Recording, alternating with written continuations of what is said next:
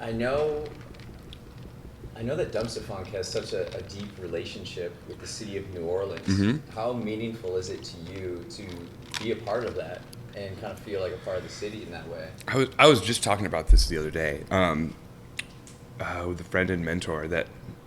So Dumpster Funk is the Neville family.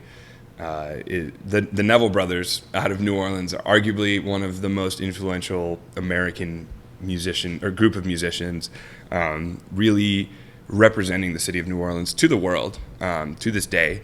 But Ivan Neville and Ian Neville, Tony Hall and Nick Daniels, all who played with the OG Neville brothers or the Meters.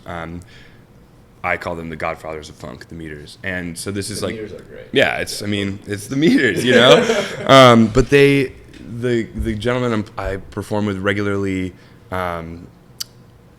they have such a deep. It's like part of their being, man. Like they can't.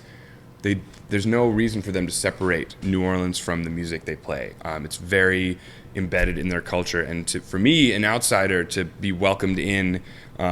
Obviously, you gotta learn the music, and you have to, we talk about CPR, you have to respect the culture. New Orleans is the oldest city in America. I think it's like 300 something years old. It's like older than America. And it's like they say the birthplace of jazz, but it's the birthplace of so many other different styles of music. And to be part of it is something I never take for granted.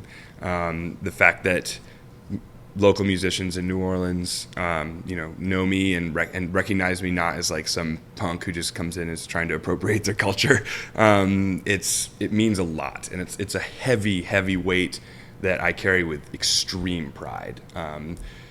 In New Orleans, man, if you're messing up on stage, they will tell you. They will absolutely be like, bro, what are you doing? Like, there's just, to put it frankly, there's no bullshit.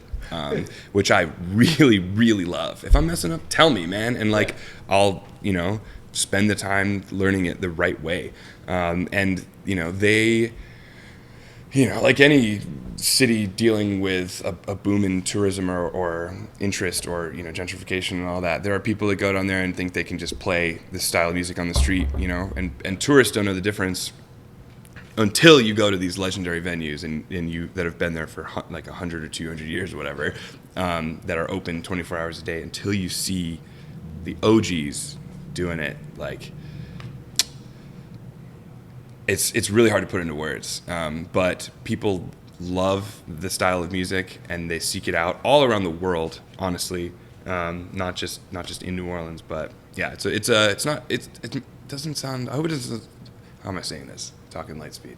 I hope it doesn't sound like it's a burden at all. It's like a medal of pride. It's an honor that you have to live up to. Yes, indeed. So and I'm constantly learning and constantly trying to get better. But it's a major part of my life is New Orleans music. So.